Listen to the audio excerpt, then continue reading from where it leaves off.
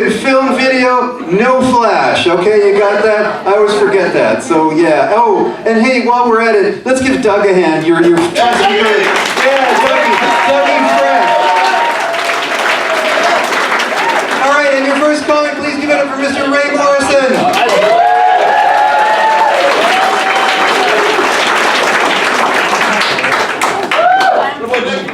Thank you very much. We're going in the age order.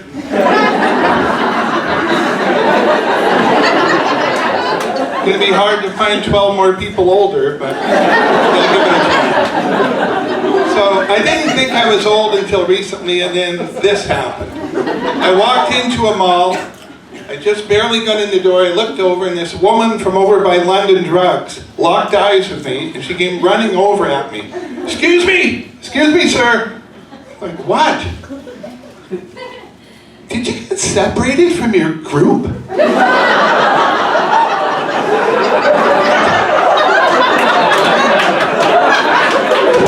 She thought I was a confused senior.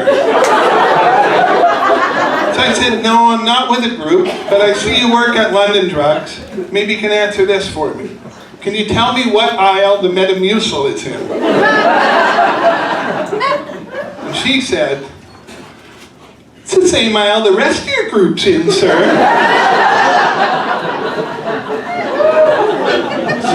So now, because of that, I've embraced my seniorness. And I've started doing weird things that seniors do, like buying odd things online. So last night I bought a home colonoscopy kit. It's a Dyson.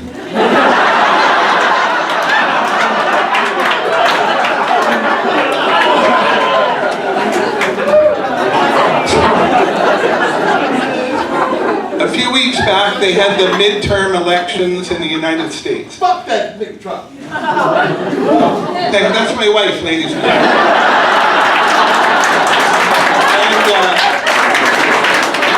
And there was an 82-year-old woman, this is a true story, that voted for the first time ever in that election.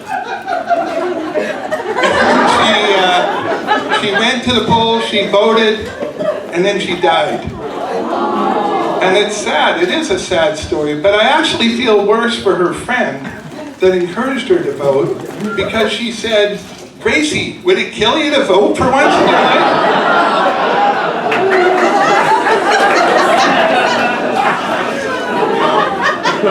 They say words can hurt, right? So I had a friend of mine, or a couple that had a baby, and I do have friends that are a little younger where they're still having babies. And they had a baby a few months ago and I hadn't seen them. And I ran into the husband, and this is his first child, and he just was gushing about this baby. And I said, how's it going? He said, I never thought I'd be the guy that gets up in the middle of the night, to be with a baby when she cries. He said, even when she doesn't cry, I go in there and I just sit there. And I'm just waiting for her to wake up. And I said, yeah, I used to do the same thing. And sometimes you just sit there and you wait for them to move, right? And he said, yeah. And I said, well, I got news for you. Mine's 32, I'm still waiting for him to move.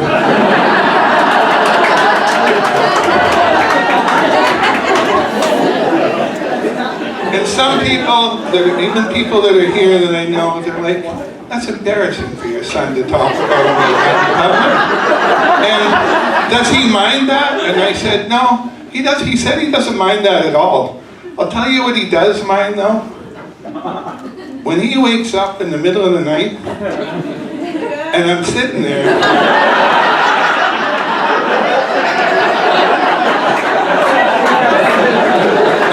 in his room, and I'm just waiting.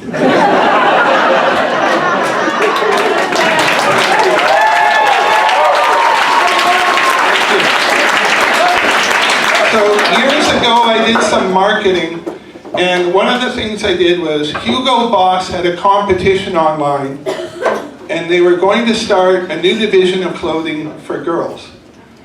And they were looking for a name for the store. And so I went on the competition, and I entered the thing, and I actually won the thing, and there was some money involved and everything. And You probably want to know what the name is, right? Good. It's really simple. It's just Hugo and girl. That's it. Hugo girl.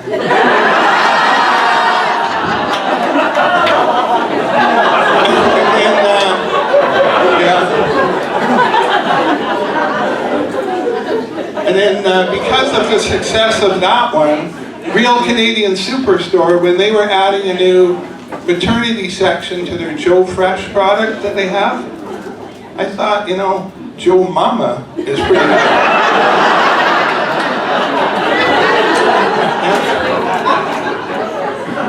So, you know, when I was younger, way younger, Jehovah's Witness used to just do their marketing door to door, right? Well, now they're doing marketing online too, apparently.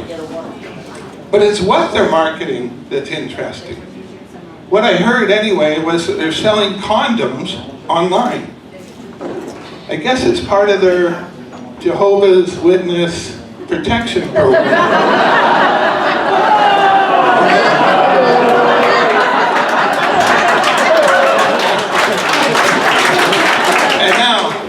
Show my versatility, we're going to have a poem, okay? Okay. So you know, everybody knows about that Tim Hortons incident in Langley a few months ago? Okay, if you don't know, I'm going to tell you about it in a poem, okay? Okay, and at the end I need some help.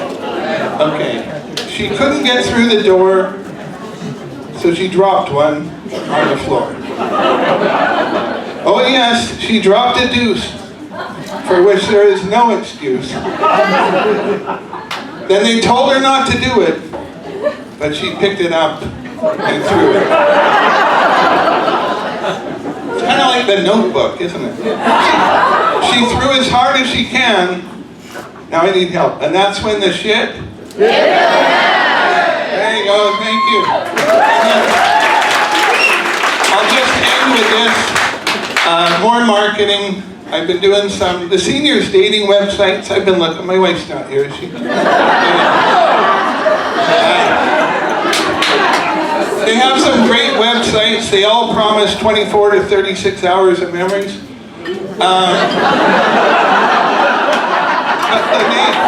But the names were sadly lacking. So here's my top 3, okay? In third place, we have arthritis to unitas. I think that's pretty sweet, right?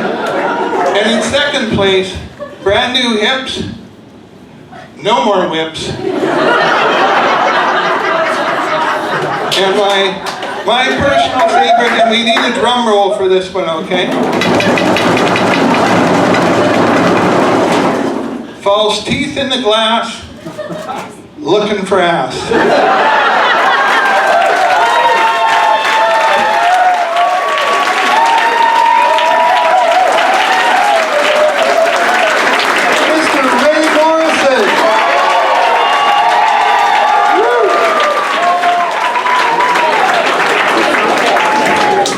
You know, you really have to laugh about aging. My grandfather had Alzheimer's, which is a horrible thing, but we had to laugh one day. We got this newsletter, and the newsletter said, Alzheimer's Society celebrates 15 years of memories. Which isn't bad considering they've been in business for 45 years. All right, your next comic, Mr. B.C. Skillen.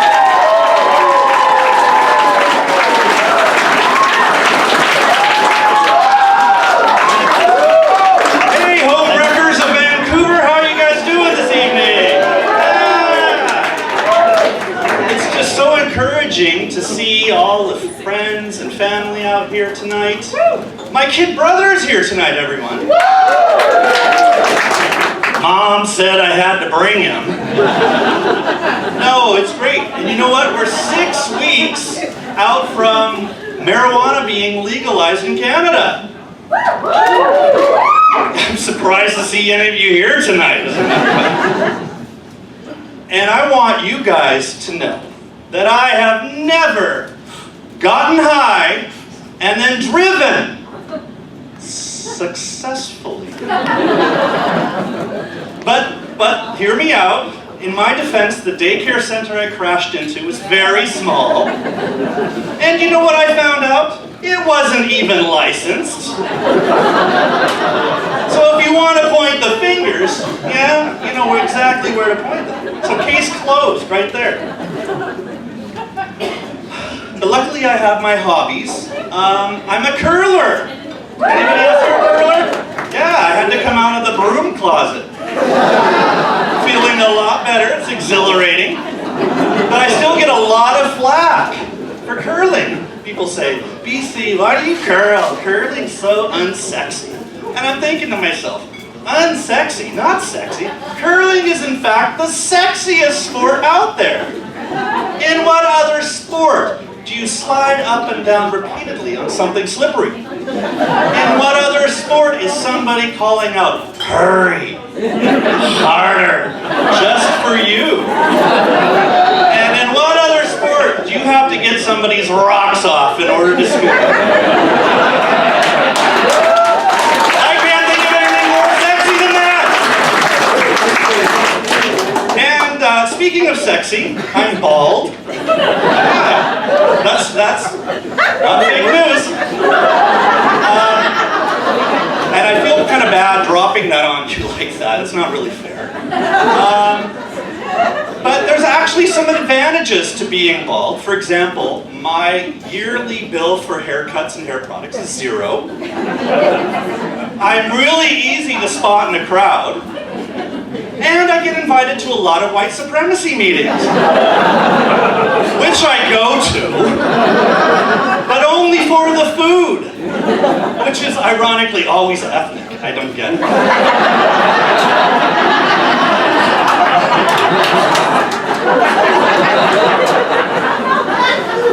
And if you want to know how to wind up a pack of skinheads, don't get into a big debate over racial purity. What you do is you just slide enough pad thai out for one. It's like recreating Charlottesville all over again.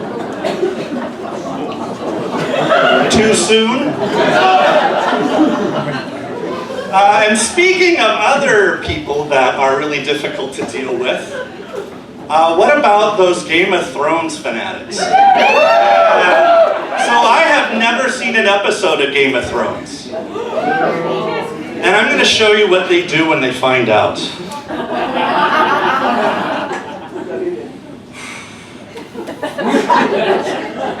Out! Out! Out! And I'm thinking to myself, did I just make a new friend? I don't dare tell them that when Lost was on, I never saw a single episode of that. And I don't do that because I don't want them to die. And in 2018, Game of Thrones fanatic is just the updated definition of condescending prick, if you ask me. And since we're on the topic of condescending pricks and having to deal with them, how many people are in relationships? Yeah, I'm actually in a relationship. I actually like being in a relationship. My boyfriend and I just celebrated 4 years together. We went to Niagara Falls. Watch out for that foaming spray.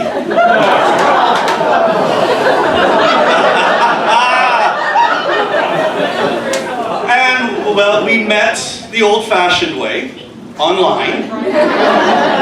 Yeah, we met on Christian Mingle, the just hardcore gay sex section. And you know, I had to blow a lot of pastors by to get to his profile. Oh. But at any rate, everybody, it's been a white privilege entertaining you guys tonight. Have a great evening.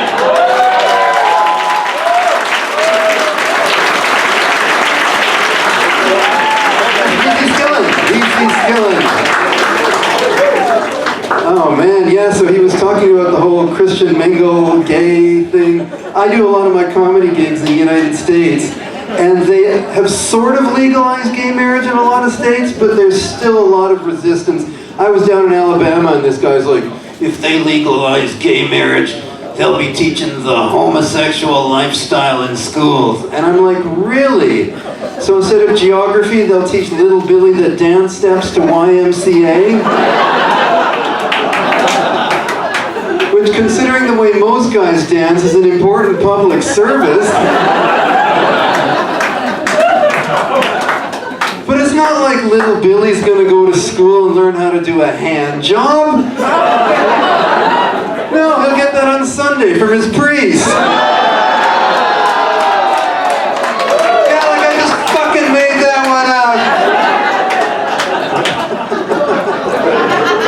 Anyhow, folks, your next comment. Give it up for Mr. Matt Peterson.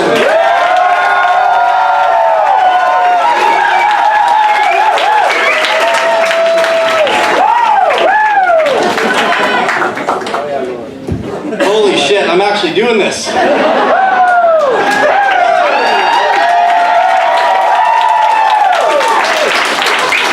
So, based on the previous performances, I'm really happy I didn't invite my grandma. Because those of you who know me know that I was seriously considering it. She's 94 years old, she lived through World War II, and she would have learned some things here today.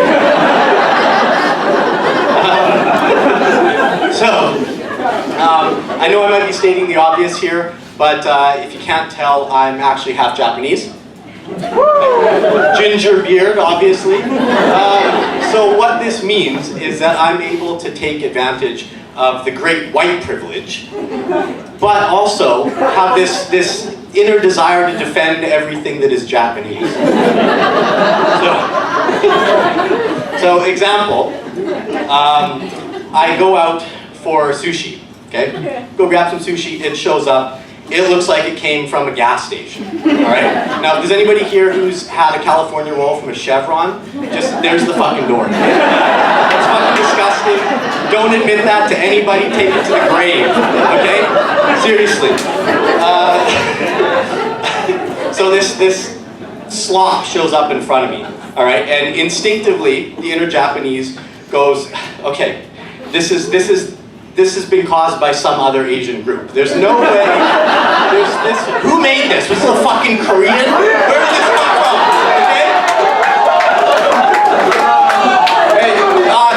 Okay, disclaimer, actually Koreans make pretty good sushi, so. The Chinese get picked on around here, so I thought I'd,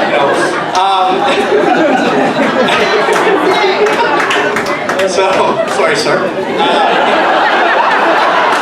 Mr. Park, everybody, we got Mr. Park in the audience.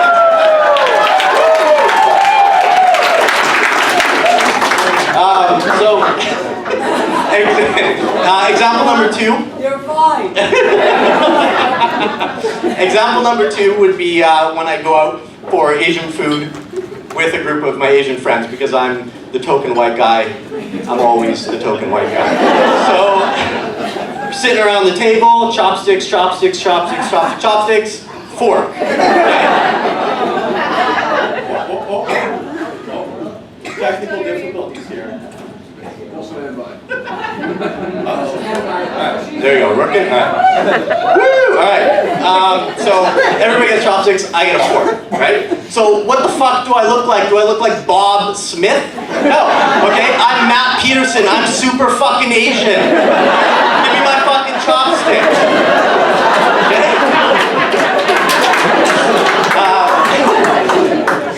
And then the third example is the most serious. Okay, I don't want to bring the tone of the room down too much. It's pretty serious. I've dealt with it a few times. I walk into a Japanese restaurant, door opens up, straight ahead of me, there's a white guy. Okay, the white guy is working at the goddamn Japanese restaurant. So immediately, I begin pacing. I look up at him, I look down at the floor, I look up at him, I'm just weighing out my options here. What am I going to do with this motherfucker?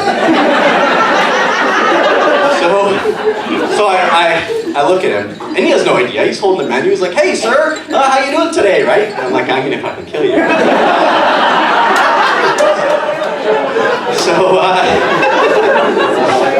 And the funny thing is, this has actually happened a few times, and I've embarrassed friends and family. So I'll look at this guy, and basically it's look, motherfucker, you come into my house and you think you can be more Japanese than me? Than me? I don't think so, my friend.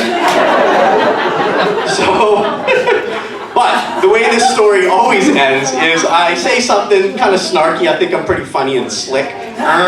Wrong, right? Guy just starts beaking off. Just straight up fluent Japanese. Just taking my fucking brain, right? You know?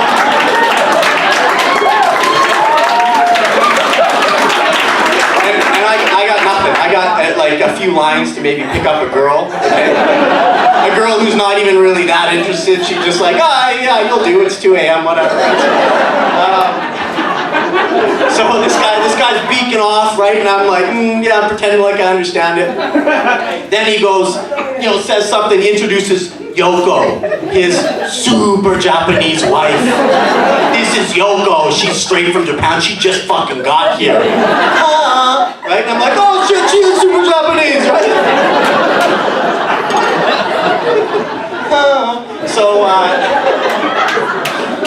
So basically there's only really one thing I ever get to do in that situation, and it's because I identify so much with my Japanese side, right? So I'm standing there, I'm looking at this motherfucker, he's just disgraced me in front of my family and friends, right?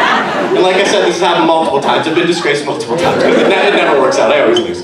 So basically I'm standing there, I pull out the sword and it's all I can do. It goes in and over and I twist it. Thank you.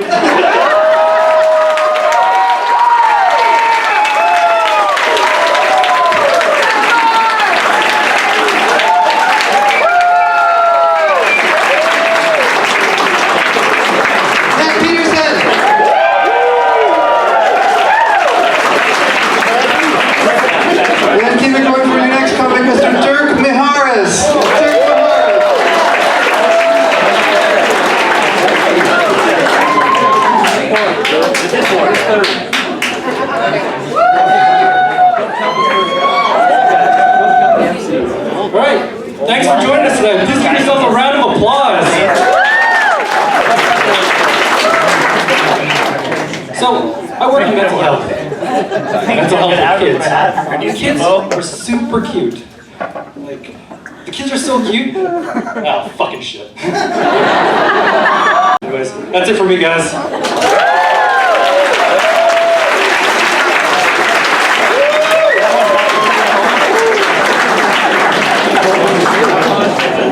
All right, keep it going for your next comic, Mr. Jason Thomas.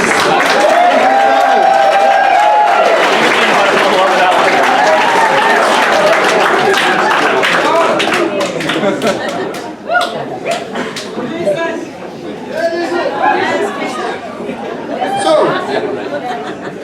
I'm single.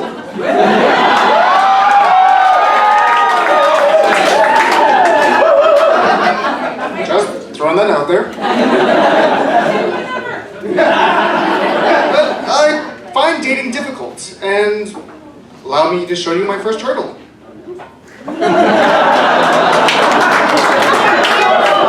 I am short. I kid you not. People seem to have a minimum height requirement that I don't meet. I feel like a dwarf at an amusement park. You must be this tall to ride me.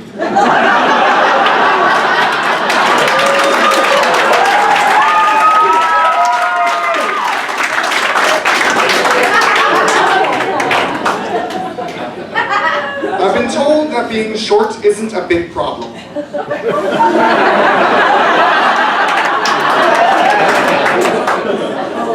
That you just need your personality to shine through. So, here goes. I'm a social recluse with a fear of the outdoors and a massive masturbation streak.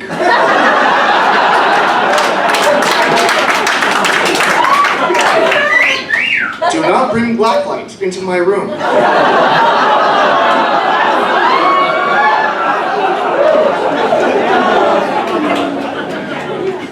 My Casanova traits aside, I should probably tell you, we're all gonna die. Soonish. We We stand on a murder machine that is trying to kill us. It has the motive, pollution, it has the weapon, climate change, and it has the opportunity, since it's here the whole time. If we need a slogan, it should be, fuck the planet. Say it yourself. There is a way to feel good in these dark times. It's a simple method of exercise, meditation, and lots of drugs. Because how could you worry when your body is going, I want to feel bad, but where's my brain?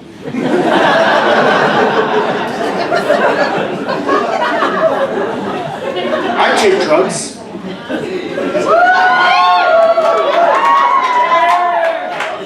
I found out I was bipolar last year. And I was super stoked and depressed.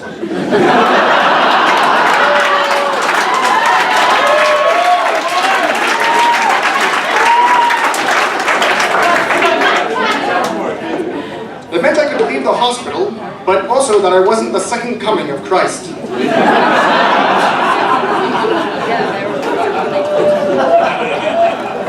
I really hope you all laughed at that one, because I also hear voices. It's called mania, and coming down from it is like hitting a refresh button on anything that you could be once proud of. You may have lost some friends, you may have ruined your reputation, and you may have suicide constantly on your mind. That being said, it was fucking awesome while it lasted. The hangover is crazy, but how many of you can say, I was so high, God told me to give him a blowjob?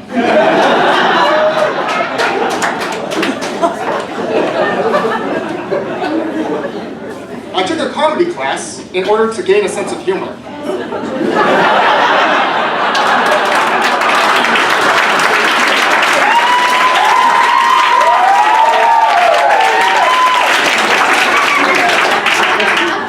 I was wrong. Nothing could be more painful than forcing comedy. When you're in a room full of people who expect you to be funny, you feel like you're feeding a den of hungry lions. You either appease them, or they tear you apart. I have no more material after tonight.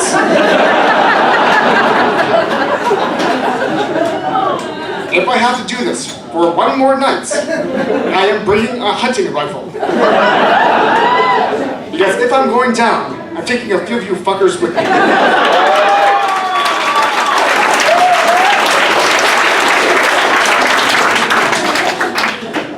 There's something humbling about being a humor well that's been tapped dry. I was so desperate, I turned to my dad for help. He told me to not worry, because I was God's greatest joke of all.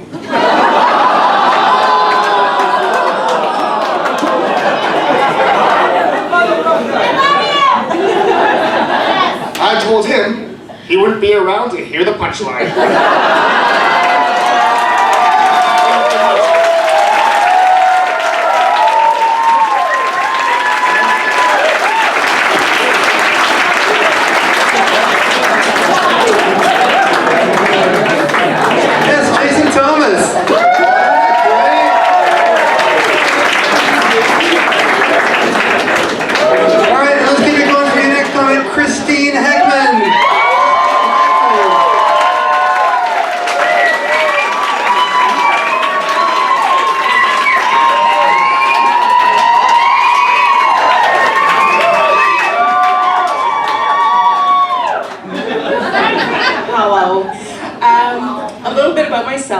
I'm a wig maker for film and television. So that means that I make a lot of hair pieces and facial hair. And that sounds super cool until people find out about my brother, and he's a nuclear physicist. So he does research out at the particle accelerator out of Triumph at UBC. That means about as fucking much to you as it does to me, but that's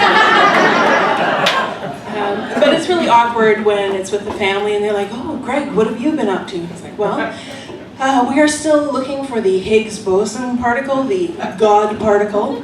And when we find it, it will either unleash unlimited energy or it will unlock the secrets of the universe itself. Oh, that's great. Christine, what have you been doing? I made a mustache.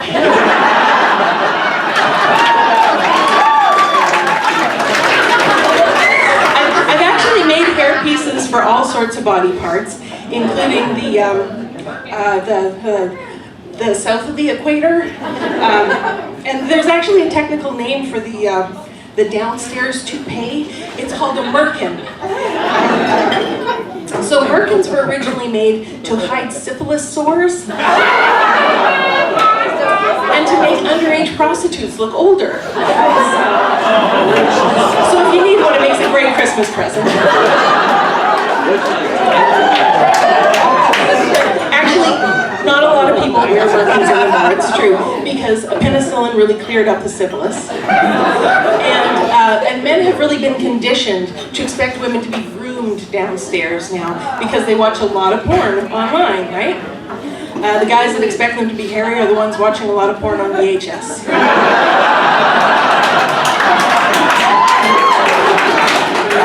Now, personally, I do like to keep things tidy downstairs. I know you were wondering. Very important. I like to wax. Turtle wax. I like it really shiny. And I really like to buff that shit out.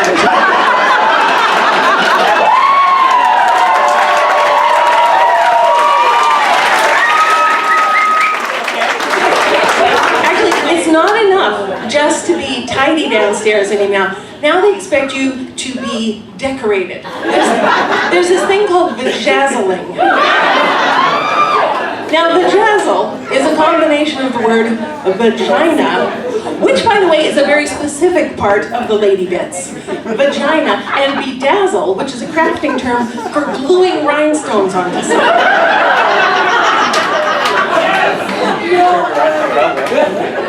So this is a misnomer because it is not actually an interior decorating project. It's more of a glittery welcome mat. And the best part is you can do this at home. They have the little home kits, the DIYs, and you can get cute little patterns, like you can get hearts, or you can get flowers, you can get romantic phrases, like, fuck me.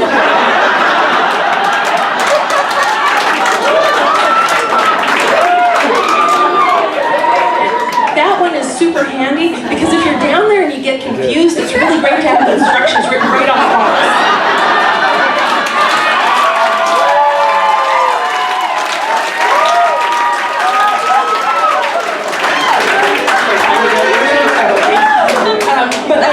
I do like to keep things tidy downstairs. I like to keep it ready for visitors at all times. I date online, just in case. Because I find online is the best way to sort of market this. Because not everyone is down to clown with the round. It's kind of something you gotta market. And I'm of a certain vintage too. So I don't fall under the traditional Vancouver MILF category.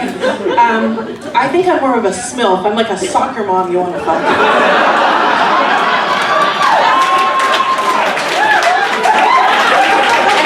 The thing is, I attract really opposites because I get like the muscle men that are into me because I'm squishy. I get the little petite guys that are into me because I'm like mothery. And I get the gay guys that are into me because I got great tits.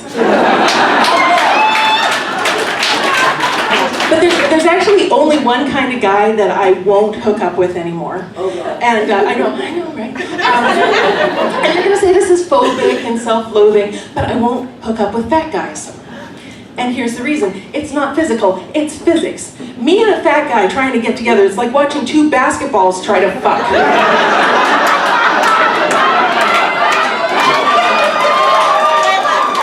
It's just a bunch of rebounding. So I do the online dating, and it's kind of like a job interview all the time with dick pictures, which is really great. But I find that also because I'm kind of a bigger girl, guys seem to think that I'm going to be into pegging. Do y'all know what pegging is? You just use your context clues, you'll be fine. So anyway, some guys seem to think that it's going to be some big sexual thrill for me to like strap on a big ass dildo and just violate them anally, right? It is not. It is not. Because here's the thing, gentlemen. Dildos don't actually have any nerve endings, so it's like super boring for me. It's about as erotic for me as sharpening a pencil.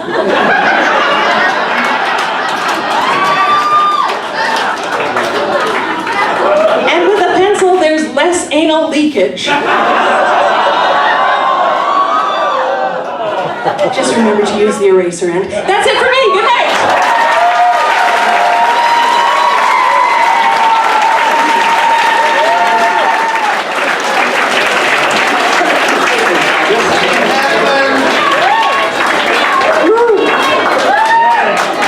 And let's welcome your next comic, Mr. Richard Clark.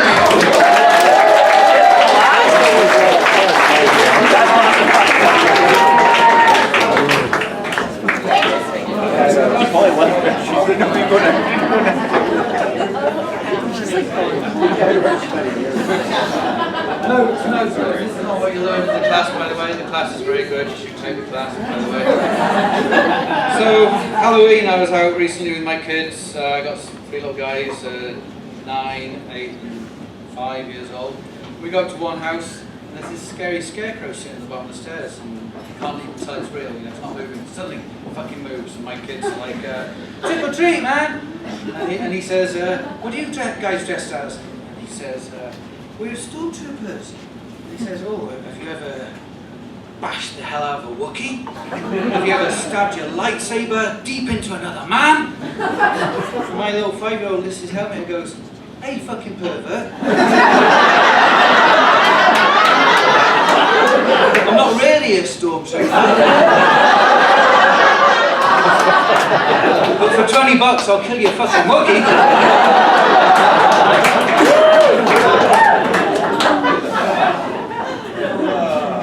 So, you know, I've given up sex recently because that's weird, isn't it? You know, pervies, kids, I don't know how they're going to turn out. Honestly, they can turn out this way, that way, whatever. So I thought, nothing for me, apart from sex dolls. They don't talk back or anything, there's no problems. So I went down to the Vancouver sex doll brothel. Anybody else seen that? There's actually one that's opened up. So I walk in and it's like, how do you choose? You know, there's 10 of them standing there like beckoning me in. I'm like, okay, so how do you test this out? And I go, the first one I go, oh, you know, that makes you remember the logo outside says, "Come inside."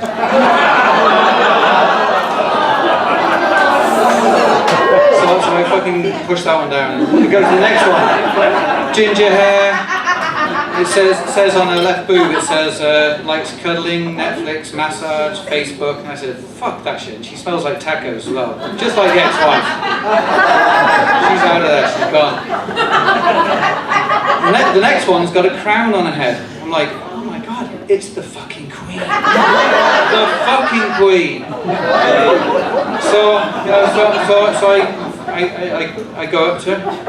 Now this one you can record voices, you can download stuff from the internet. And she says things like, "I serve every citizen." "Off with his head!" And then, you know, it turns out the ones that speak don't sell so well. I don't know. Come on guys, come on guys. The next one says Stormy Daniels. I'm like, oh, check her out. And I look down, I'm like, oh my god, she's got a 3-inch clitoris. Oh my fucking god, she's got 5 fucking 3-inch clitorises. So I reach down and grab her by the pussy. And we have this fucking handshake deal. And I pay her with a wad of bills. No, that's the Monica Lewinsky doll. The next one, this Russian stacking doll, she's called. She starts off, she's quite large, but you know, if I don't like the large doll, I kind of peel off an entire layer. I go down to the one that's a little bit smaller, a little bit tighter on the inside. So you know, you keep on going down layer upon layer, peeling down. I get down to the 19-year-old. It's like, I could have gone a little bit further, but it just felt completely fucking wrong. Anyway, I didn't like her in the end. It turns out she's completely full of herself.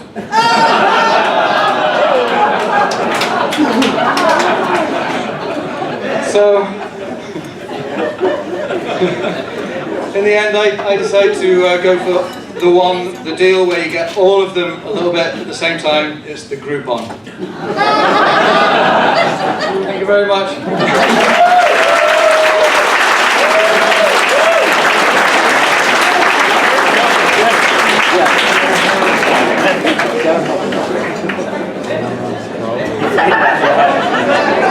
I'm back.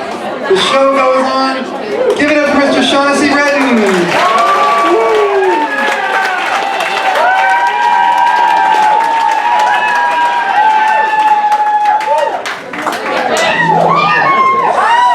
Hello, hello. How's everyone's nights going? Beautiful. A lot of people didn't come tonight because they waited too long like Vancouverites do. So give yourselves a round of hand because you pre-bought tickets and you guys showed up. That's fucking amazing. So I adopted these two cute, identical little rescue brother kittens. You know, they didn't taste at all the same. Which is just confusing because I gave them both Mexican names. Take a second with that one. You racist fucks. I love my cats. So I love animals, period. I think the biggest thing I love about my cats is when I'm sick. You know, animals are amazing. They always know, right? They come with you and they curl up in your lap and they stay with you until it's over. You ever think that maybe they're just getting first in line in case you die? So I come home from work and I walk into my bedroom and there's Pablo and Julio, my two rescue cats. They're lying on my bed and they are locked in a 69 position. Yeah, they're cleaning each other's asses. Yeah, and I'm pretty upset. I'm very upset. You know, and it's not because they're the only ones in the house getting any action. No. It's because that not once have either of my brothers even remotely offered. I'm a good brother. I've offered. Family. Hey, wait, round of applause. We have any dads in the audience? Come on, you're all pretty much dads. You're all old. Yeah. So I'm a part-time father. I pulled out.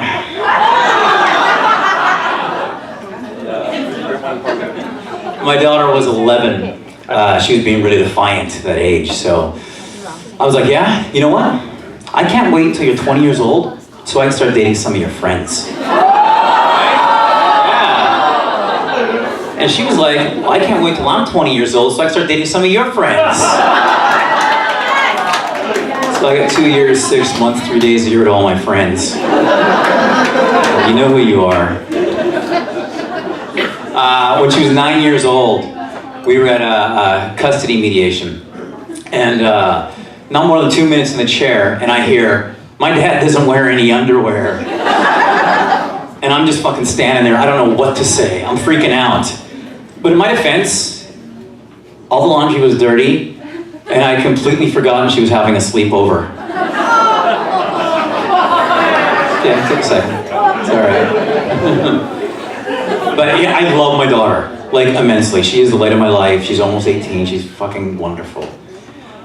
When about 6 weeks after her 12th birthday, she had her first the red badge of courage. You know what that is? Yeah, do the guys know what that is? It's her period. And flow, the reg, you know, whatever you want to call it. So her and I get all dressed up and we go out for this really nice dinner to celebrate her becoming a woman. And my favorite part of the evening, I think, was when all the staff came out of the back with the cake and the candles and they sang "Happy Period" to you. It was the best $200 I ever spent. My dad doesn't wear any underwear.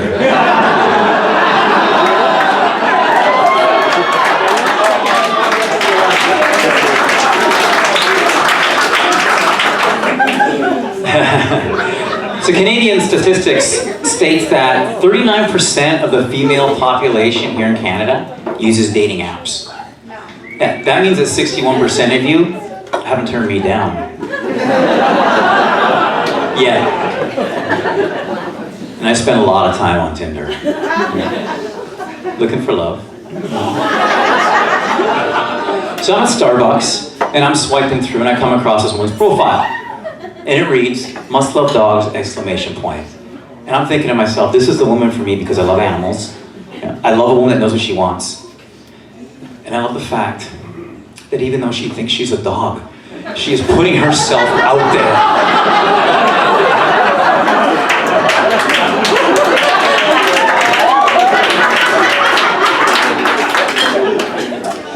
I like to go to Starbucks when it's busy, order a cold brew coffee, and then ask the barista to heat it up.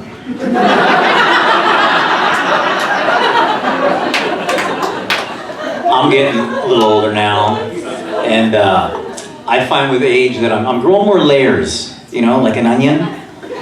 I used to be that guy you'd see in the bar. Now I'm that creepy old guy you see in the bar. And I'm going through a complete midlife crisis, right? But I can't afford a Porsche, right? So I started exercising. You know, I got my little yoga spiritual bracelets, right? 'Cause those are the guys you see chasing young girls, right? I started playing guitar. I got my dick pierced. And I remember it like it was yesterday. Because it was yesterday.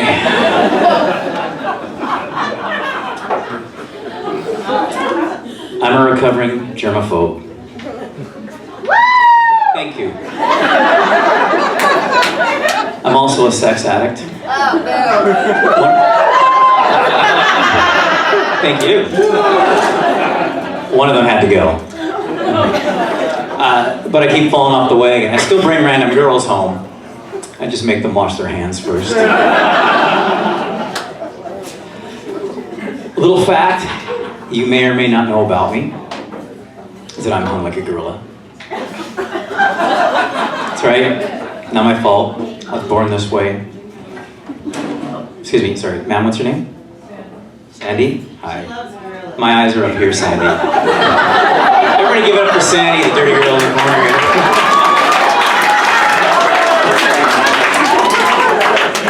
Another fact that you may or may not know is all the primates, including humans, gorillas have the smallest penis.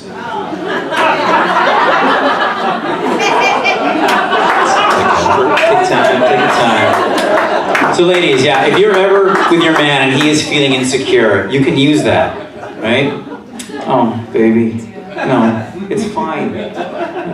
I wouldn't say this to you unless I meant it with all my heart. You're hung like a gorilla. Because he's not going to look that up. And if by some chance he does look it up, at least she didn't lie. All right, guys, that's my time. Thank you very much.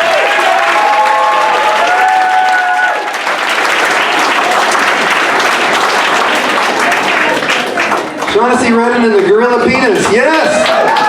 All right. Wow, gorilla penis. All right. Where do we go from there? Yeah, gorilla penis. Sir, are you Rachel's dad? Are you hung like a gorilla?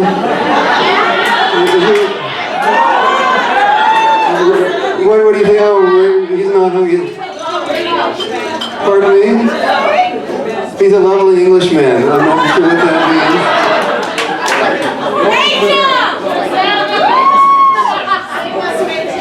Hung like a Union Jack? I don't know.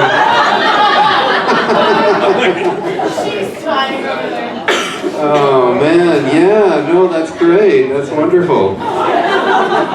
So who am I bringing up? Oh yeah, okay, so your next comic. Please welcome Mr. Damien McKelgan.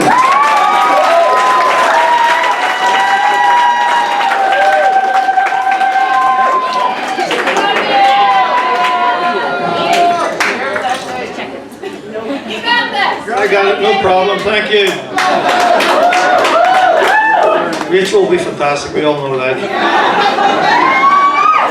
So, I'm a pretty anxious person at the best of times. Anybody else? Well, to be honest. So, usually in the middle of the night, I wake up, like sweat pouring off me. On my bed, it's literally pools of sweat mixing with all the other fluids. So I've tried a few things to relax more. Yoga, Pilates, murder. Well, you think I'm not the sort of person who would do Pilates? Bing, bing. Well, I know a lot of people are down on murder. Maybe one over here.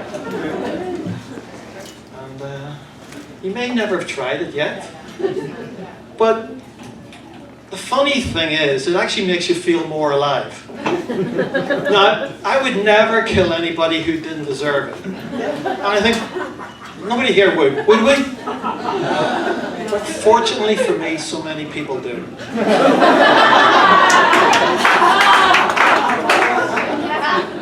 So I was at a party and I met this American guy. Actually, it was a bondage party.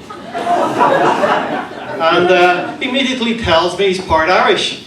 And to prove it, he says, "Top of the fucking morning to you." And I go, "Another one." What a fucking wanker.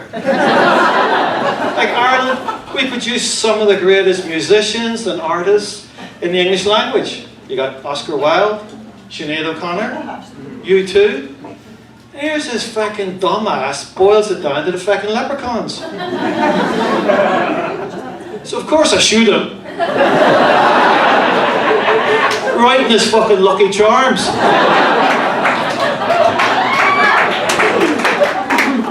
But you know the great thing about a bondage party, and not many people know this, but it's a great place to kill someone. There's no shortage of DNA samples, and there's plenty of moist secretions everywhere. Come on, you've been there, don't let that in. But the best thing is, nobody blinks an eye if you stuff a body in a bag. It's perfect. But I got a tip for you. You gotta be fit to hide a body. Otherwise you might hurt yourself. So I started training with my personal yoga instructor, Calvin. And for 6 weeks, every morning I get up at 6 a.m. And Calvin was there, enthusiastically working along with me. He was helping me with my downward dog, my warrior pose, you know it, even a baby cobra.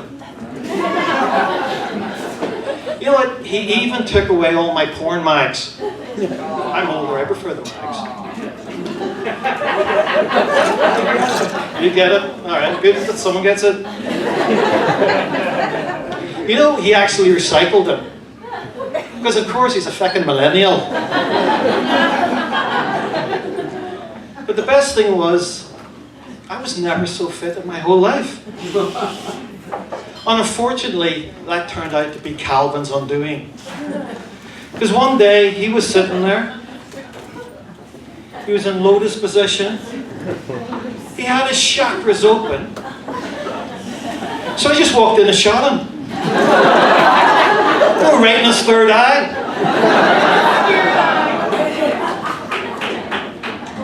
Namaste. Thank you all. Now, folks, oh, hang on, wrong one. Who am I bringing up next? All right, you guys, who am I bringing up next? Oh, yes, Mr. Derek Hyatt.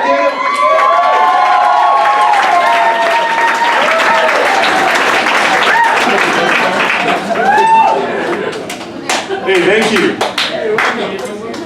You know, I used to feel pretty good about myself. I didn't realize what a piece of shit I really was until I moved to Vancouver. You know, and that's when you find out you're from Ontario. I'd never fucking heard that before. So I asked this guy, I said, you know, so really, what is so terrible about Ontario? You got to call it that anyway. And he said, you guys all think you're from the center of the universe. Really? I'm from a small town. I never imagined the journey to the center of the universe being via a dirt road. I mean, my town is so small, the first black person I saw was on a bottle of Aunt Jemima. You are more likely to get mentioned in an obituary than you are on Facebook. In fact, our largest public figure is the Jolly Green Giant. And there's another one. Fuck, I forget that one.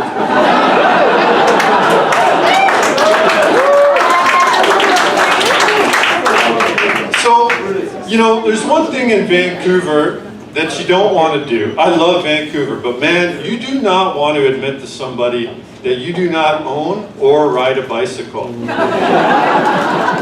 I mean, it is basically the closest experience I've had to Jesus dragging his cross through Jerusalem.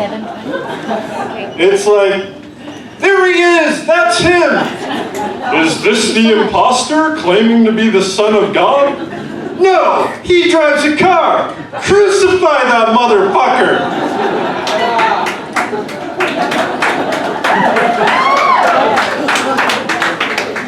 So, you know, I feel very fortunate though, however, that I am able to afford a car in this town. I mean, 2000 Kia Rio.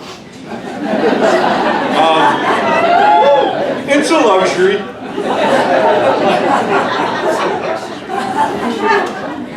You know, but despite this expensive city, despite these outrageous soaring house prices, I am proud to stand here today and tell you that I am part of Vancouver's most elite upper class of the trailer park system.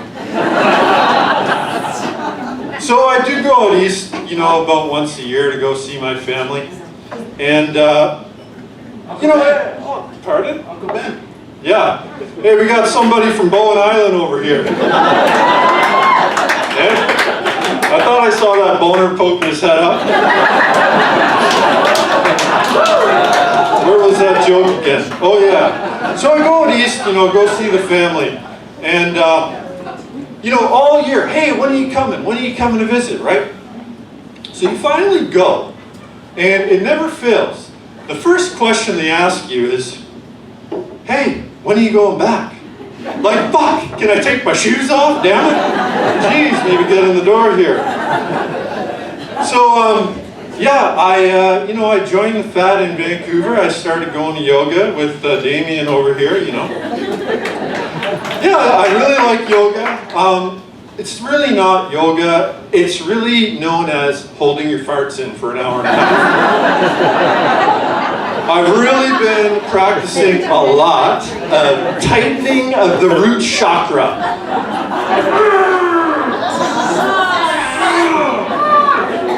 Pretty soon I will be able to use a screwdriver in that anus. Man, I fucked that joke bad.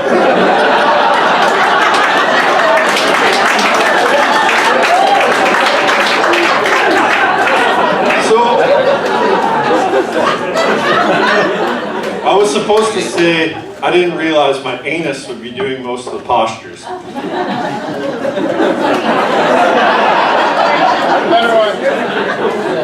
So, I recently found out that handwriting is no longer taught in elementary schools. Yeah, it's true. It's fucking true. But, hey, I'm in support of it. I mean, it makes sense to only be teaching our children the essentials. I mean, it's not like I ever need to write myself a note, but fuck, not a day goes by I don't need to use bed mass or...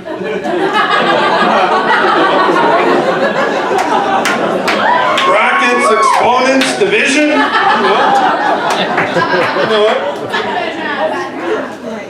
So, you know, I grew up in the 80s, You know, there was a lot to be afraid of back then. It wasn't a safe time, you know? You had stranger danger, kids just falling in wells everywhere.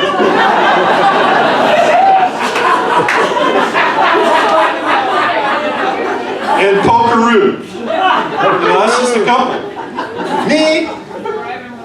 Me, I was predominantly afraid of the consequences of doing acrobatics in a really dangerous factory setting. Do any of you remember Astar, the PSA robot? I can put my arm back on, but you can't. I mean, if this warranted a commercial, I mean, shouldn't like every other child have been missing an appendage? Like, shouldn't you have noticed that? Well, you know, I got one left for you, and I promise not to fuck this one up. Any of you like Masters of the Universe? Come on, you guys look like Masters of the Universe. I love He-Man. I loved He-Man when I was a kid. And, you know, I had all those classic action figures, right? A couple years ago, they re-released those classic action figures. So I actually picked up a couple. But I really noticed that the way I play is very different than it was when I was a child. In fact, you know, rather than claim that I have the power, I humbly admit that I am powerless.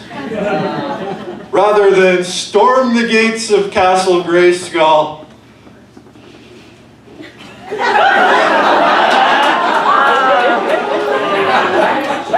I simply just bitch that it's becoming too expensive to live there.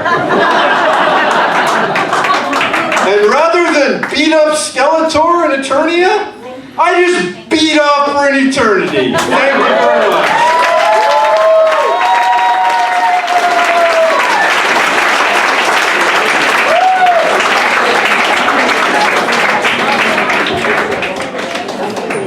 All right, we got a couple more comics left. Your next comic, Nikki Barrett. Give it up for Nikki Barrett.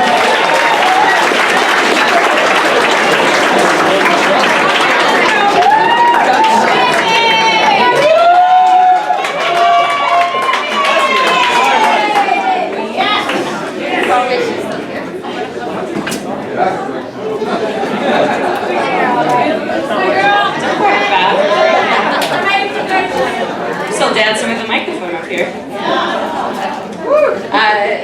So my name is Nikki, and I have a confession. I am an Albertan. No.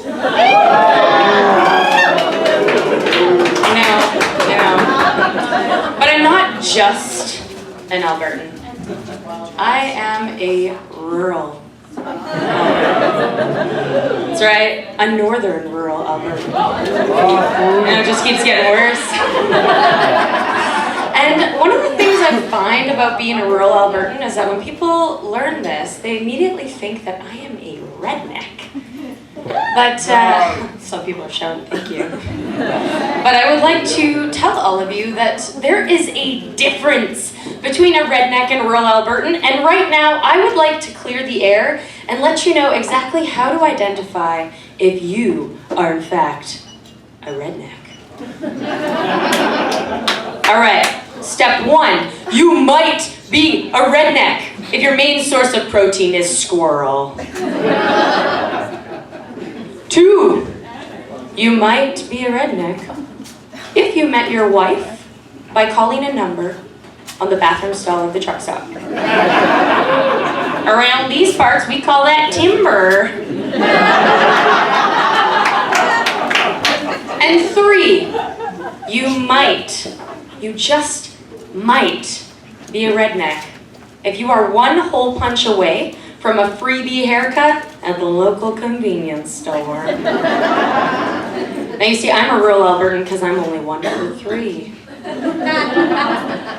And for any of you Vancouverites that are having a hard time meeting the bills, you might want to follow my lead because squirrels are not only free, but delicious.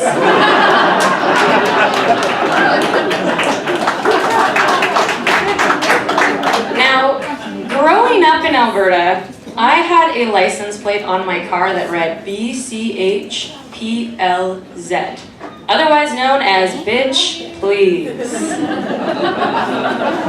And you know, in my small hometown, people were like,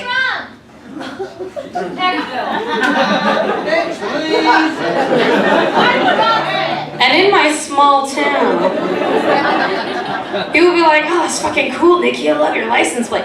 But when I went on into the big city, people took a lot of offense to my license plate. I had people that were like, what would your mom say if she saw your license plate? Excuse me, who do you think bought it for me? Now, I am a millennial. Which wildly conflicts with being an Albertan, largely because all I hear since I've been in Vancouver is like, oh, millennials this, millennials that. Oh, you millennials were coddled with participation ribbons. Okay. I got one participation ribbon when I was growing up, and it was at a swim competition, and all it said was, I competed in this swim meet and all I got was this lousy participation. So I don't know if I was coddled. But, you know, what I really love about millennials, and I know some people might disagree with me, but like we are really fucking good at rewording things. Like we are the glass half full generation. People are like, you're unfocused, you can't stick to a job. I'm like, I have multiple potentials. They call me a multi-potentialite. You live in a shack. No, it's a micro suite. I get 5 more minutes of sleep because I can flip my pancakes from my bed.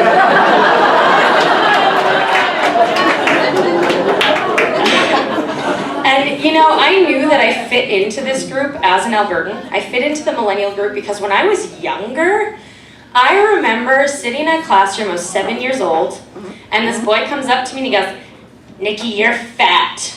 I just looked at him and said, I'm not fat, I'm pleasantly plump. And then I handed him a ribbon that said, I tried to bully someone and all I got was this lousy ribbon.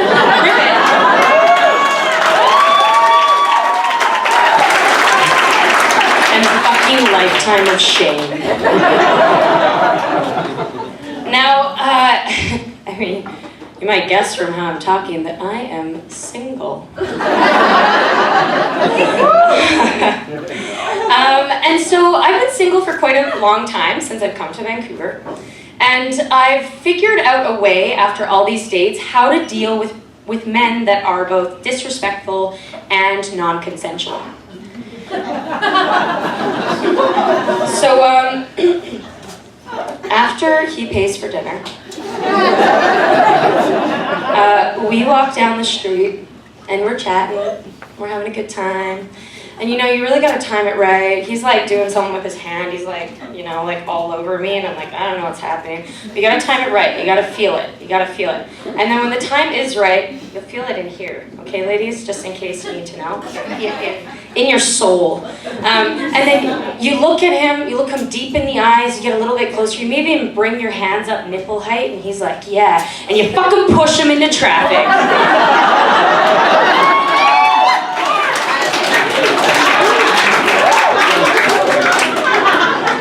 So, I mean, I feel like I'm just adding to this image of who I am. I'm Albertan, I'm millennial, I'm single, but I'm also queer. And since I've come to Vancouver, I started going on a lot of dates with people from the queer community. And I found that there's a difference on these dates. And a lot of the times, the introduction is very similar to a Starbucks order. Like, come in, first time you see them, like, hi, I'm Tori. I'm tall, pan-romantic, demi-gynosexual, polyamorous, half-sweet, no fat. Tori, did you want cream with that? Cool, I'm Nikki. I'm short. Albertan. I don't know. So dating has definitely been pretty hilarious for me, but I feel like I've embarked on a new journey in the last year. I left a 9-to-5 job to become a business owner. It fucking sucks. As a business owner, I am the only person in the business. I'm the only person who does anything in the business. And recently I had to fill out a grant application. And the grant application has this part where you have to fill in all the different positions. So it's like Vice President, Human Resources, IT, and you have to put the names of everyone, about the little narcissistic being like, Nikki.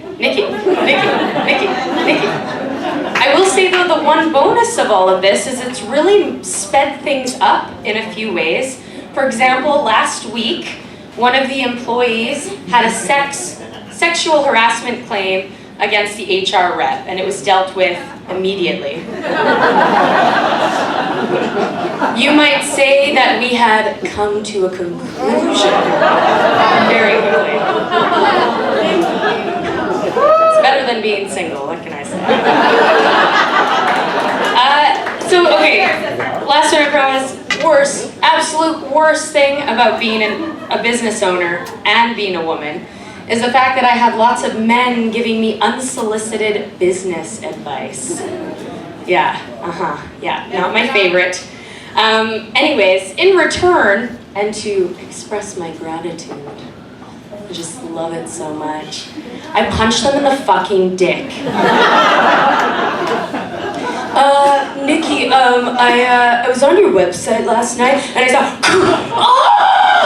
why? Bitch, please.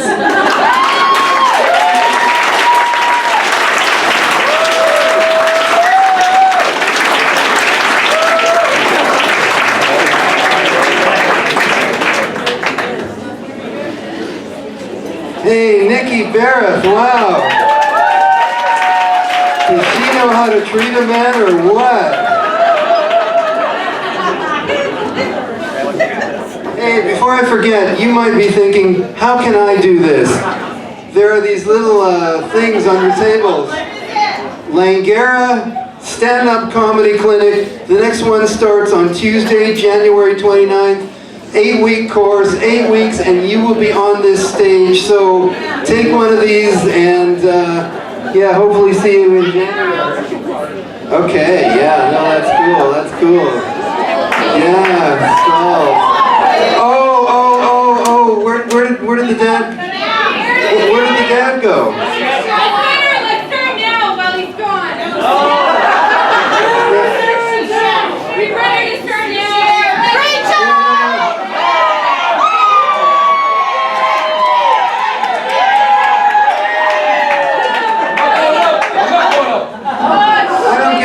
He did nothing, and he just got a round of applause. He did fuck all. He went to the bathroom, and you guys are applauding him. That is pathetic. You know, you better watch out, his wife, because he'll start to expect that. Look, honey, I unloaded the dishwasher. Woo! No. Oh, you don't unload the dishwasher, is that it? Oh, this is looking bad, Derek. This isn't looking good at all. He's the cleaner. He's the cleaner. Well, everyone's just calling out different shit. And so do you guys have any other kids, or is this 3 more? Are they here tonight? Oh. Hey! Hello! Oh, where's the other one? Too young. No, too young. One's too young, one's young. Where's the other one that's here? Oh, they're just somewhere over there. Okay. Yeah, who needs them? Okay, yeah. Well, listen, I'm gonna just keep this thing going, and then I'll just move on. All right, folks. Rachel Harrington.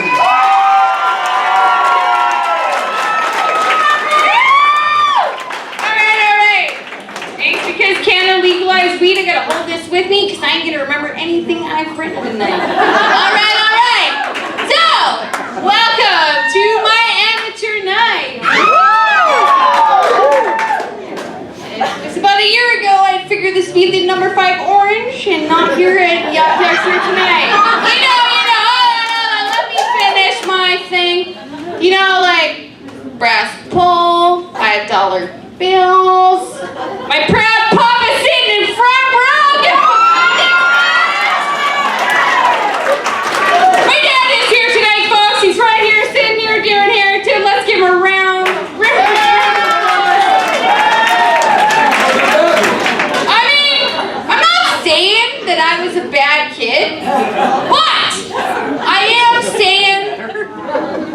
my Father's Day card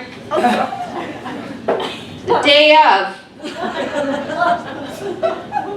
Still drunk. It opened with, "Dear Daddy, happy birthday."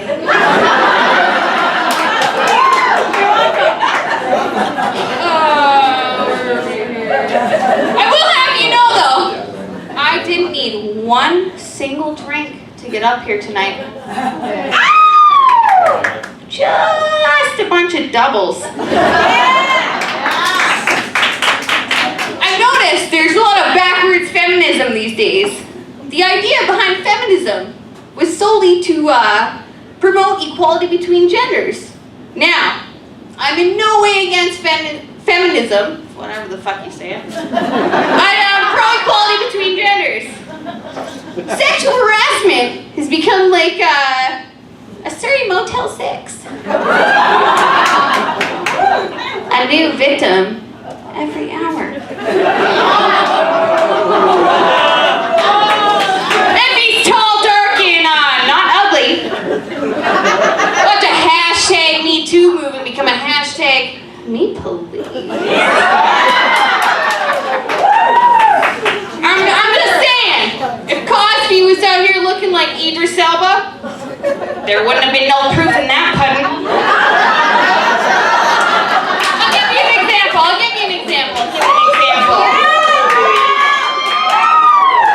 It is not harassment. Oh wait, hold on. I'm getting myself fucked up here. It is harassment. The toothless guy on the SkyTrain compliments my blouse on the morning commute. But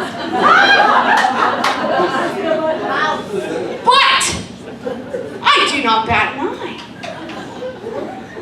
when my Ken doll of a coworker grabs my ass at work.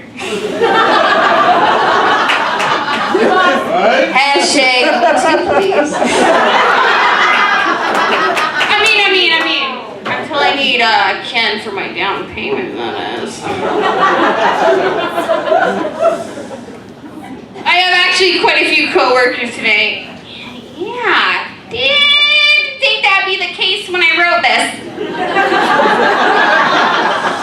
But, like I said, I believe in equality. I make fun of everyone equally. I hold zero hatred in my heart, and I give the shirt off my back to help anyone in need.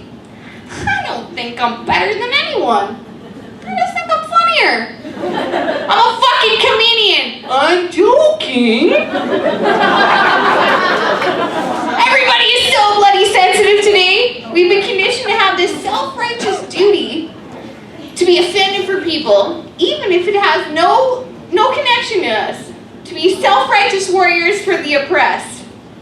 Recently, one of my favorite SNL comedians made a joke that forced him into a public apology. Yes, girl.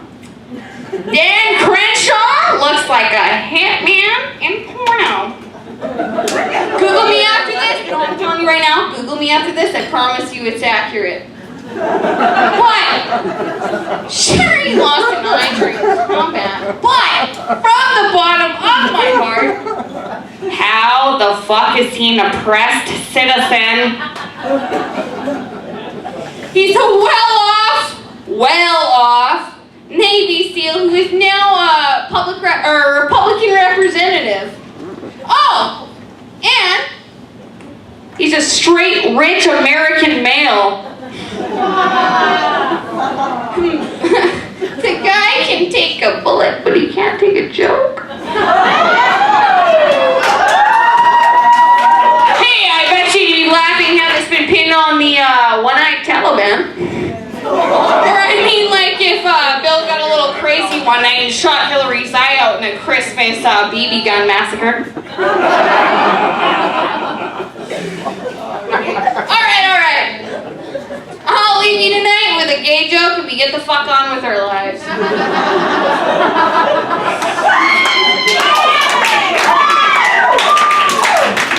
Stray Kids, based on all the fun of coming out to the family. You did not hear me at 16 call up Granddad Christmas Eve and go, "So,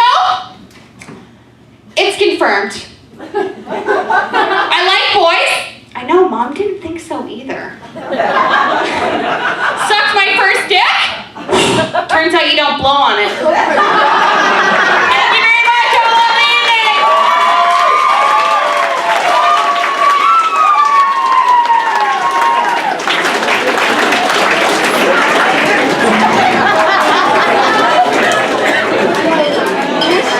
Wow, hey, give it up again for Rachel Harrington. And where's the boss guy? Where's the big boss? Where? No, Daddy's not the boss. Daddy's never the boss. Daddy's the boss of nothing. Where's the actual boss? Right there.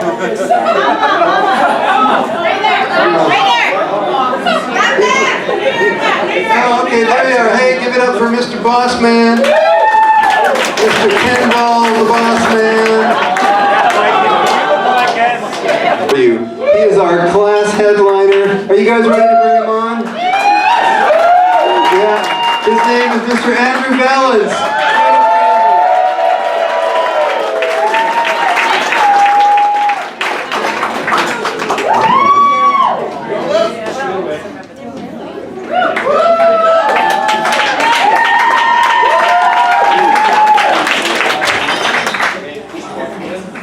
I am your headliner. Which means I get to do whatever I want. For 5 minutes, but yeah, I'll take what I can get. Alright, I was discriminated against. I was discriminated against recently. I was trying to get on the. The transit police stopped me from getting on the SkyTrain. It really was blatant discrimination. I mean, why can't I ride on top?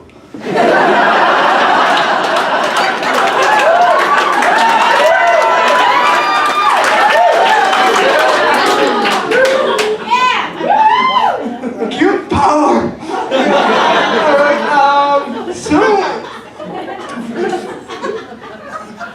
women see me as a sex object. Unfortunately, it's a used condom.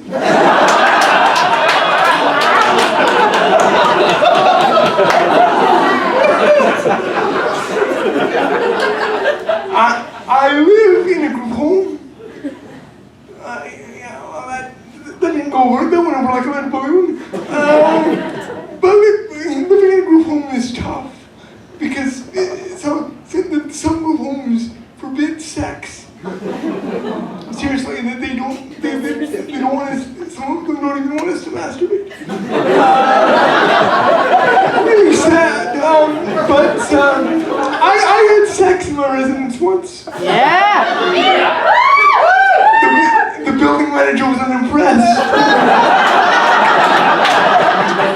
She wanted 20 minutes of sex. I only gave her 5.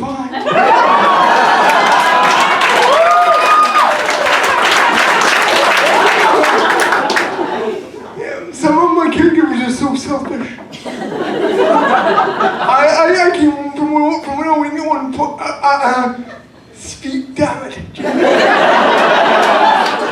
I came home from my outing at one point to discover 2 of them having hot, sweaty sex in my bathroom.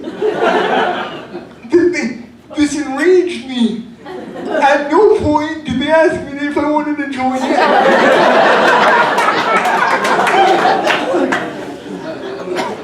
Now, there are those in the caring professions who think it's their job to tell us what to think, how to dress, and what time we should go to bed.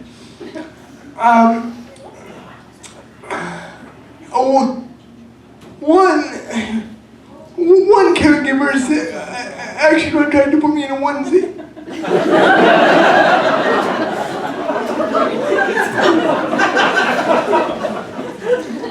If she knew me at all, she'd know that I only go to bed in assless chaps.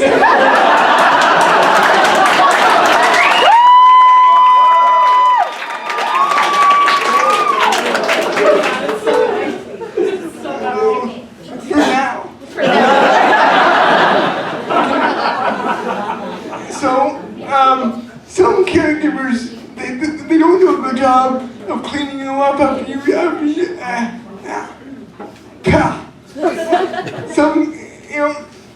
some caregivers don't do a very good job of cleaning you up after you use the bathroom. This can be very embarrassing because let me tell you,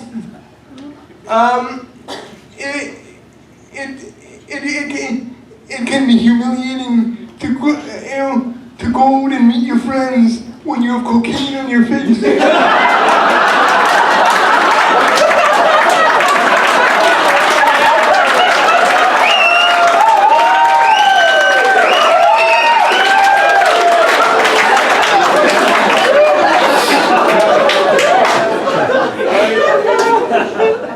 In these hard economic times,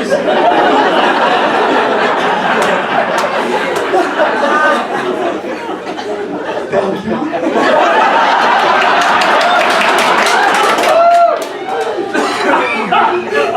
In these hard economic times, many care homes have had to cut back on recreation activities, on medical supplies, on meals. Some have even had to cut back on have reduced the size of their torture chambers.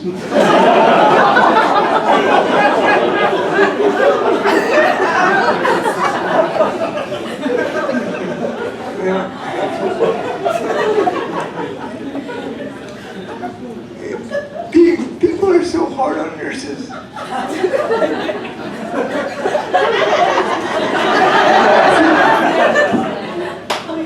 Seriously though, it's a very hard job. How do I know? They look so tired when they're beating me.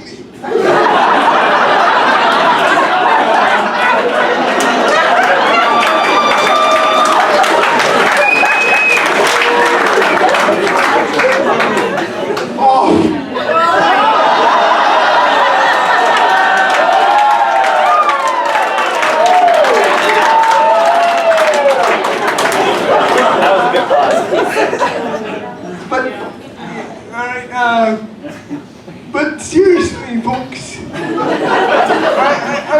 I'm having trouble reaching orgasm while masturbating.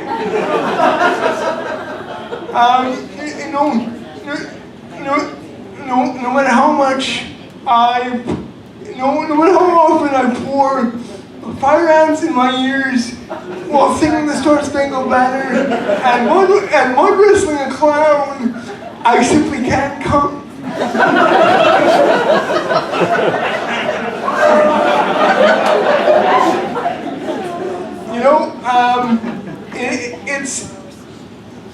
It can be hard for people to find housing in Vancouver.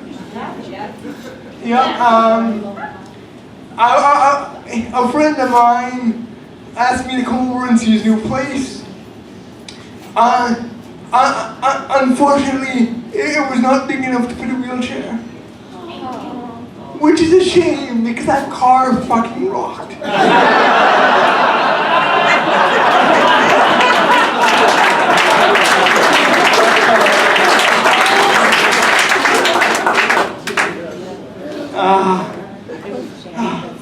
Coming up on the end now. That's what she said.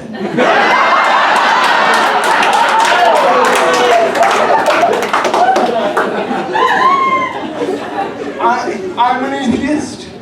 People are scared of atheists.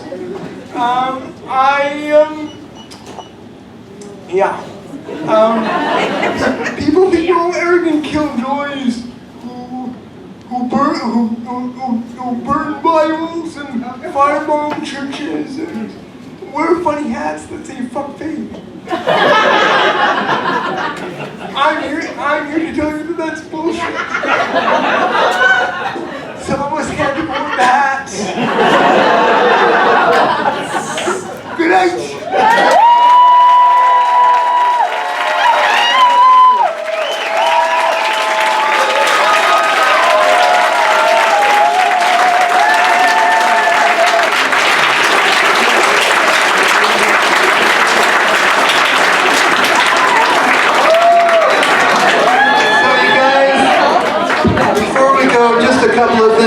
First of all, a hand for Yuck Yucks again. And let's have all the comics you saw. Let's have all the comics back on stage. Come on, you guys. All of you back up on stage.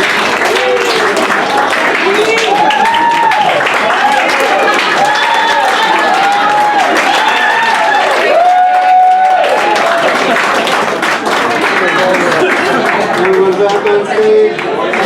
Come on, you guys. Everyone push over. Okay, folks, give it up for all the comics you heard tonight. Weren't they great?